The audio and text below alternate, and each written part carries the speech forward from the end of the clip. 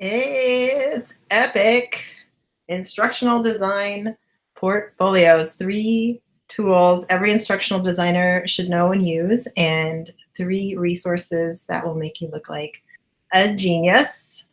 Welcome, welcome. Get a pen and paper, be ready to take some notes. This is content packed. I'm going to talk fast. And if you apply what you learned, you can begin to build a stunning portfolio. And that portfolio is going to get your work noticed if you don't have one already and bring you more corporate opportunities. So that is my hope for you, is to have more opportunities come your way with the great work that you're doing and get it shown. My name is Angela Powers. I live in Stanwood, Washington. And I live with my husband, my 7-year-old daughter, and my 19-month-old little baby boy. And I've been working in corporate learning and development since 2003 when I landed my first training job. I've been recruited into every instructional design position since my second position. And for the last 3 years, I've been focusing on learning and development consulting for small and large companies and helping individuals find work they love and thrive doing that work. And so today I wanted to cover a few important tools that we, as instructional designers should know and use, and you probably already know them. You might or may not have been using them. So I'm going to cover Captivate, Articulate, Storyline, Camtasia, and I'm going to talk about some genius resources around some of the other pieces of the team that usually comes with creating great training, and that could be graphic design, project management, and video production. But I'm also going to throw in there some stuff around portfolio, like where to put your portfolio, how to what you might use for that. And welcome. I have one viewer. This is awesome. If you have a question or a comment, you can type it in. This is the great thing about YouTube. So type it in. Please ask any question, and I will try to answer that for you. And I'm going to see if I can share my screen here. Let's do it. No, I don't want to do that. Let me try this. All right, there it is. Excellent. Okay, so, oops, I'm in the wrong screen again. Okay, awesome. Captivate. Is that right? Is that the one I want to do first? I guess so. So I don't even need slides. I don't even know why I put slides together, because really I wanted to just show you a website that has a ton of Adobe Captivate examples on it. And so if you go here, you're going to have just tons to choose from. And one of the ones I clicked on, I believe, was kind of down lower here on the screen. These Adobe Captivate 8 examples down here. You click on those, you're going to get to a page like this, and you're going to see a lot of great examples. For Articulate, if you go to the community on articulate.com, a zillion amazing examples. Same thing with Camtasia. Go to elearninglearning.com. There's like, when I Googled it, there's tons. So literally just tons of examples here as well. So what I really wanted to get into, I didn't really want to dig into my favorite examples in any of these, but I wanted to call these out because they are what I have experienced to be the tools that are in the most demand right now, at least the ones that, that recruiters are calling me about all the time. So, and I have the most experience I have is in Articulate, Storyline, and some Camtasia, some Captivate. So I get a ton of people wanting, telling me, hey, there's another opportunity to use those skills here. This is a great job. Try this out. What do you think? You want to come help us out? I did, I know they're in the #1 market position. And when it comes to who's first, second, third, I believe that Camtasia, or I'm sorry, Articulate is in #1 position, and Adobe Captivate is in #2 position. But I don't know how long that's going to last, because the pricing structure for Adobe Captivate is so much better. It just has a lower barrier to entry. So, but it has a higher learning curve. So there's a little bit of a trade-off in terms of, getting to know and use the tool. But companies love Articulate Storyline. So that's where most of the work is. And just wanted to throw these out here for you, and then jump into professional standards. So, oops, that's not the right. Oh, maybe it is. I can't remember what I'm doing. So professional standards, that's really the main question. That's like how I got to doing this, this hangout right now in the first place, is that, the question was posed to me, how do I know what they want to see? So, there's this whole like chicken and egg thing when you're trying to get your first job as an instructional designer. You need to get the job to get experience. You need experience to get the job. So, and you need to figure out what does the company that I'm applying with and having interviews with want to see. And so I wanted to dig into that a lot more, and because no matter what tool you're using, no matter what company you're working for, there's going to be a set of questions to ask yourself and ask the people you're working with, your team, so that you're making sure that you deliver the quality, that you're setting expectations correctly, so you have a high quality professional training on time and in budget. Make your project managers and your stakeholders proud. And in all the experience that I've had, it's always different depending on where you are. And so if you think of that project as in terms of a triangle, the project management triangle, you've got quality on one side, one leg of the triangle. You've got schedule, timeline on the other side. You've got budget on the third side. And sometimes you've got to, ditch a bit of quality in order to get it done on time, or you have a little bit more time so you can have a higher quality. So it just really depends on the situation, and it's about managing expectations and really understanding your audience and your stakeholders. So like when it comes to audience, it's, asking who is this, who is really going to be the end user of the training. Why is the training being created? What's the business driver? Is it strictly for compliance? Is it a nice to have, a critical component of broader work? What problem is it solving? How do we want our students to apply what they learned? Will they need to change their behavior? Is this just an awareness kind of thing? Or are they going to need to is there change management involved in that? What do they already know about the subject? At what level are they currently performing? Are they beginners or are they experts already?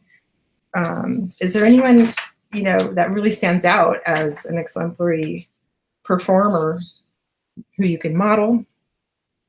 And what characteristics make them exemplary? Does the audience have sufficient opportunities to apply their skills and their knowledge to maintain proficiency, or are they kind of getting rusty?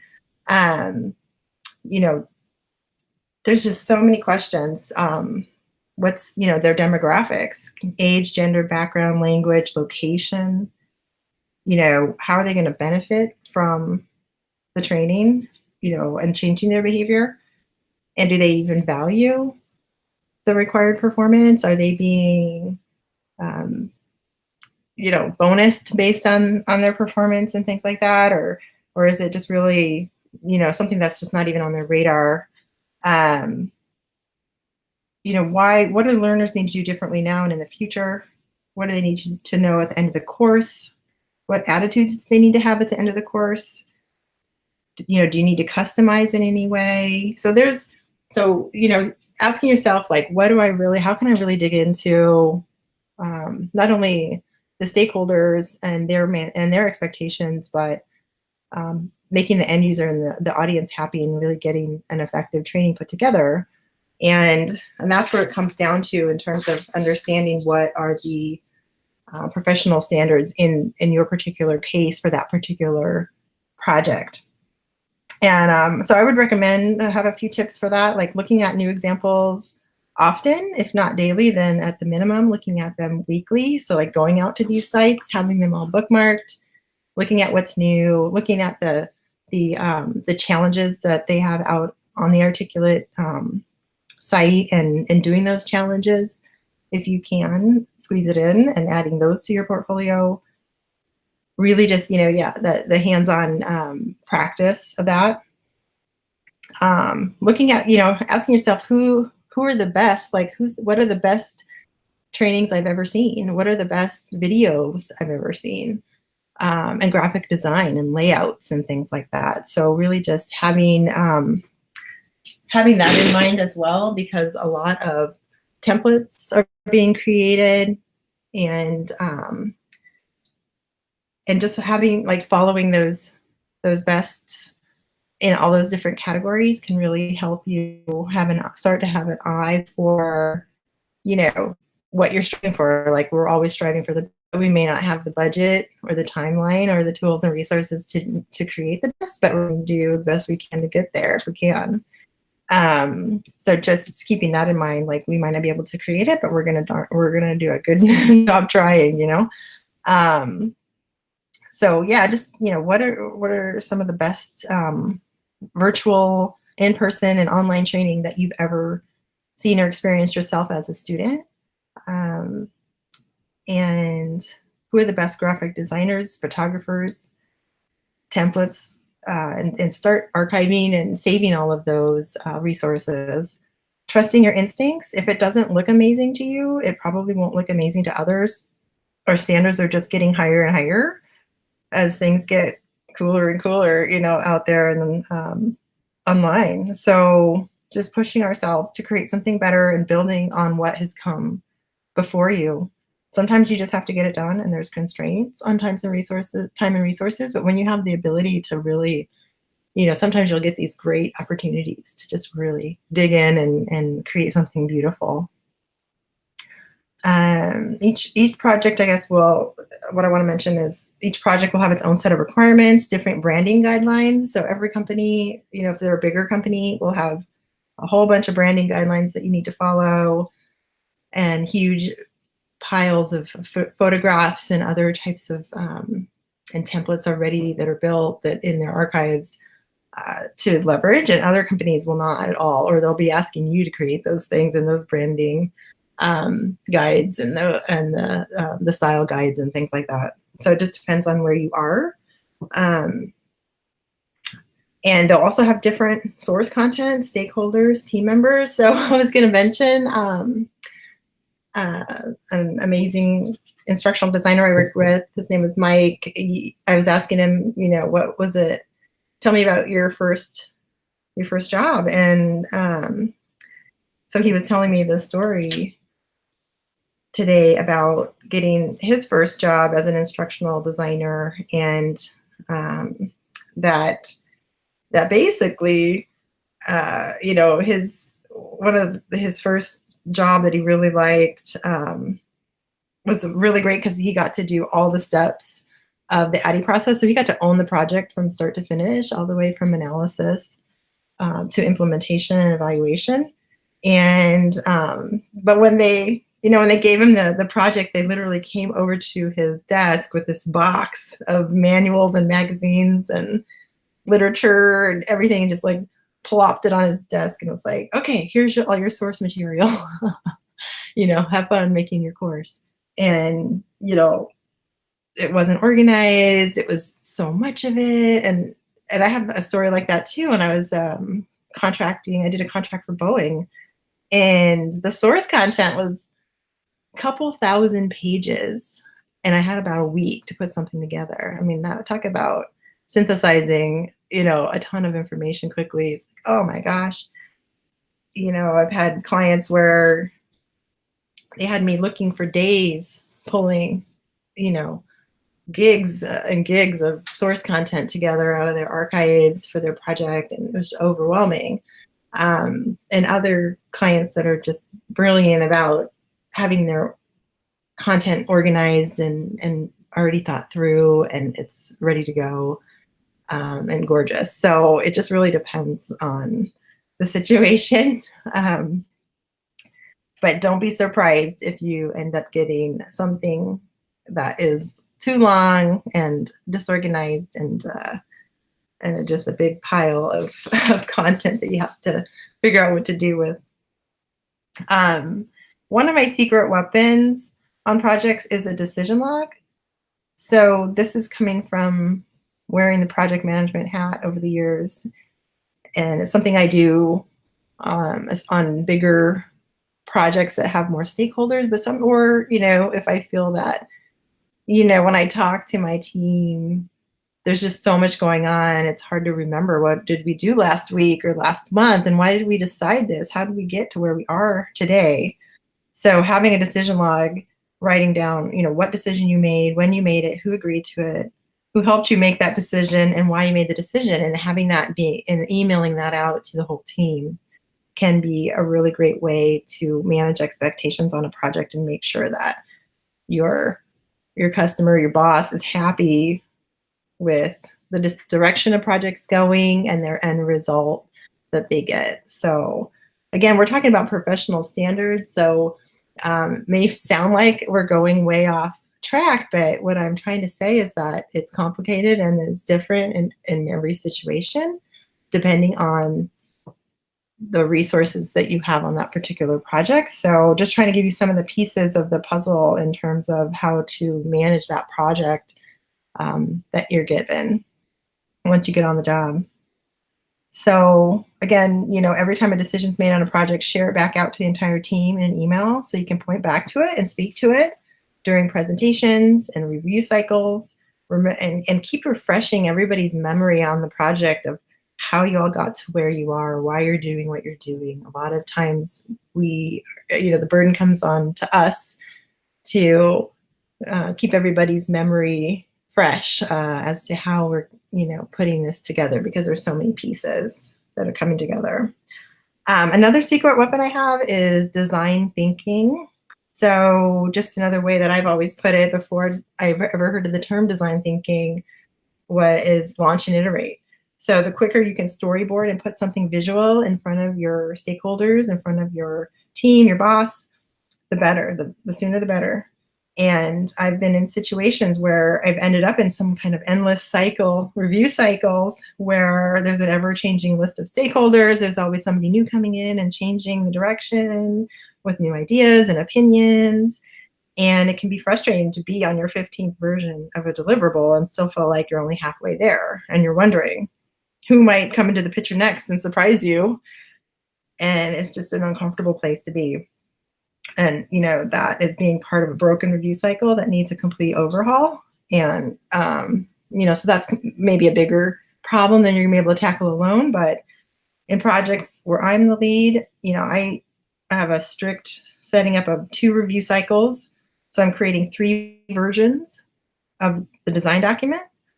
So I'll draft it, I'll have them review it, and then I'll put out the updated version. And then if there's any last little tweak, there'll be like a polished version. And then it's the same thing with the actual deliverable, the actual training. So, put out that draft, and then, or an alpha, and then a beta with the first round of review feedback incorporated, and then a gold. So, okay, after the second round, that's it, we're done. And anything more requires a change order, or it's going to affect the final deadline. It's going to affect the cost of the project. So we have to identify all the stakeholders up front. That's so crucial, like who, needs to do this. And so like in my kickoff deck, I'll have a RACI chart, who needs to be informed, and help the team think of everybody up front so we can have everybody involved from the very beginning. There aren't any surprises. There aren't 15 versions before you're halfway through when you're pulling your hair out. It can get pretty crazy. All right, so I think I'm ready to move into Genius resources. So I wanted to talk about, oh, let me check. I actually haven't checked for any questions coming up. If anybody is asking questions, I haven't seen any questions. So please ask any questions in the chat or any comments, and I will be happy to address them and talk about it. All right, cool. Haven't seen anything. So my resources are going to be around, like I wanted to show you for graphic design, Fiverr, or actually I call it Fiverr. I just heard somebody call it Fiverr the other day. And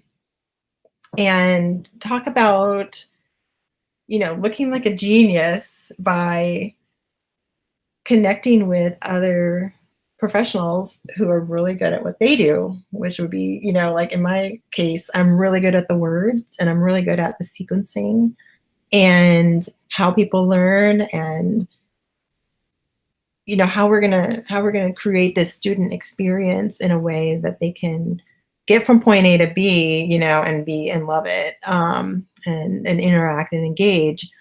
But I'm not so great at making things look pretty, as you can probably tell from my slides. So, you know, I could be doing this better, partnering with graphic designers.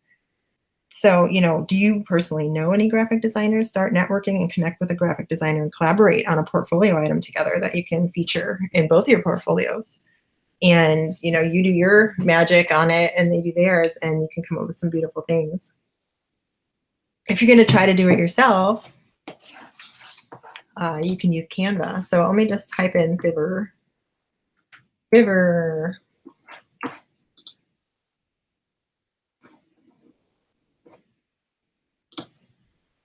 So this is where you can find amazing graphic designers.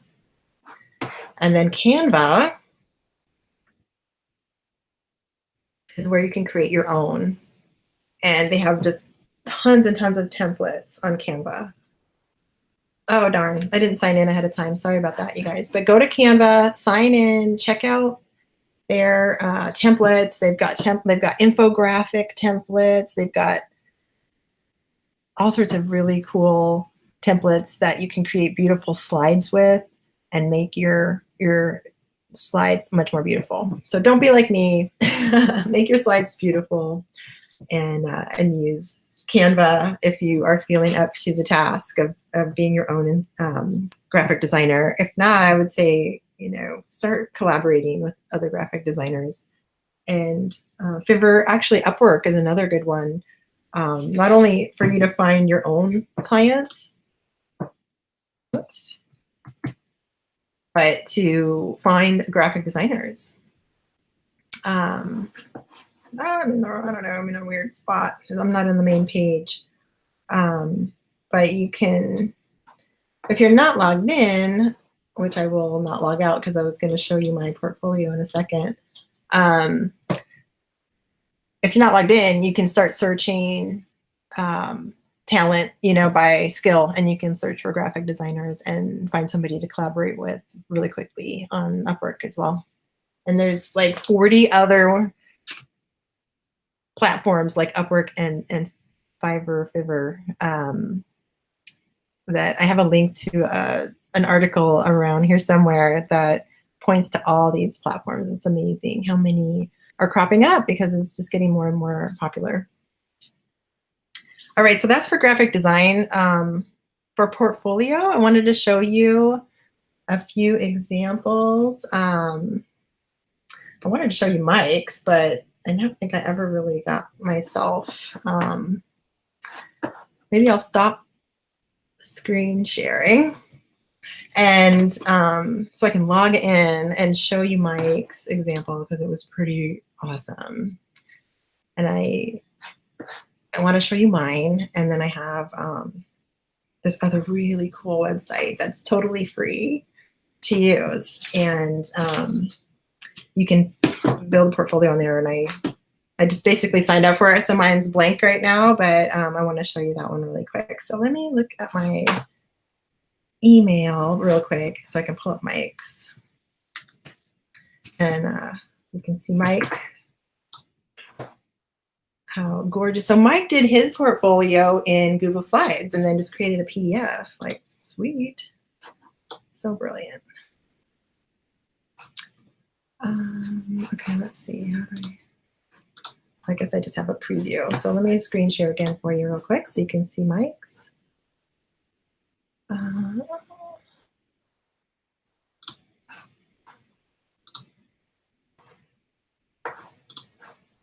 Okay, so here's Mike's. Mike Bean. Awesome. Look at this. He did such a great job. He's got his learning philosophy on here. Gorgeous examples. And this is a really great standout here. Just kind of a background on the project. You know, what did he do? Give some context to the project. This is an amazing set of examples. And so simple to make. Literally put it together with screenshots from his projects in Google Slides. Turned it into a PDF. So you don't have to get fancy. It can be as simple as that and look amazing. So I had to show this off, and I want to thank Mike for sharing this with us and saying it was okay to share it in the training today and share his story today as well. Thank you, Mike. You're awesome. I'm going to show you Portfolio Lounge. Let's see.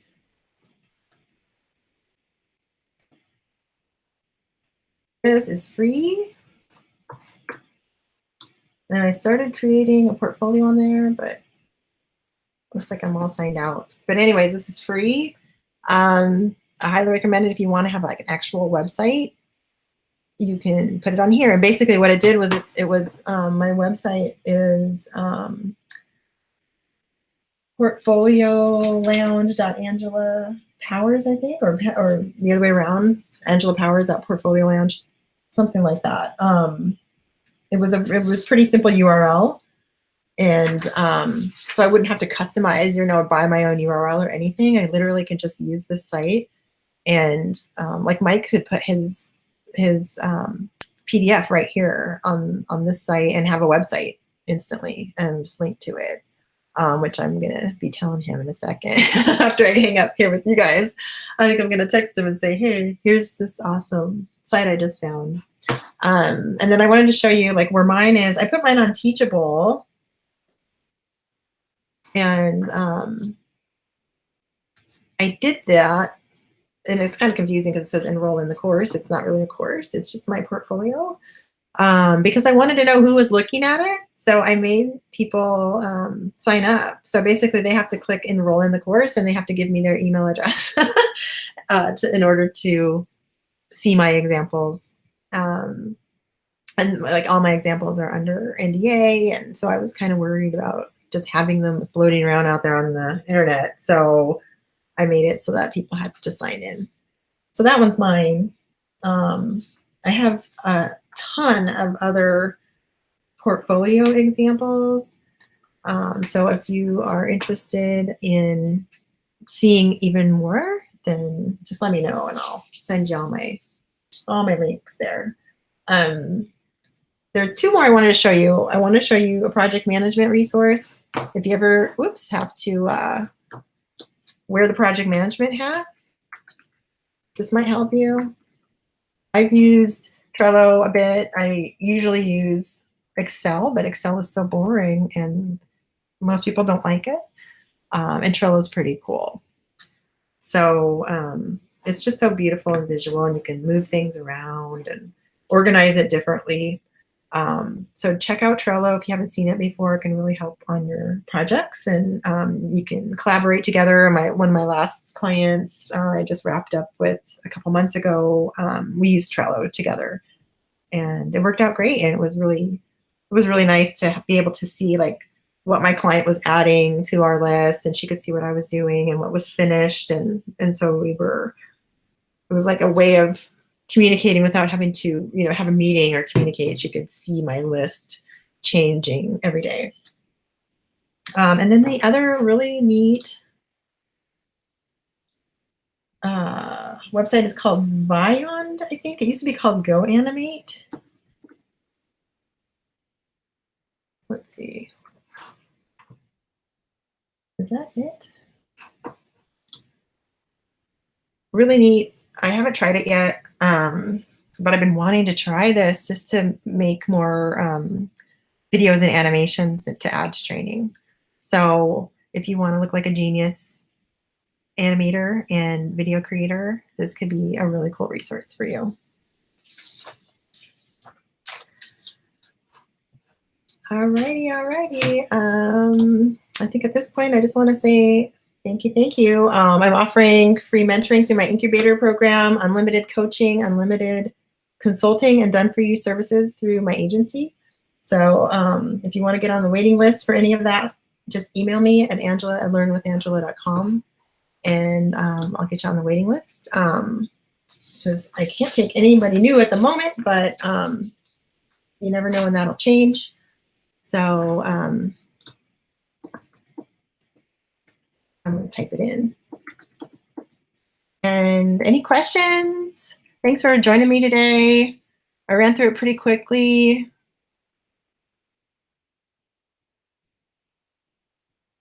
No questions? I just kind of waiting by the chat to see if any pops up before I go.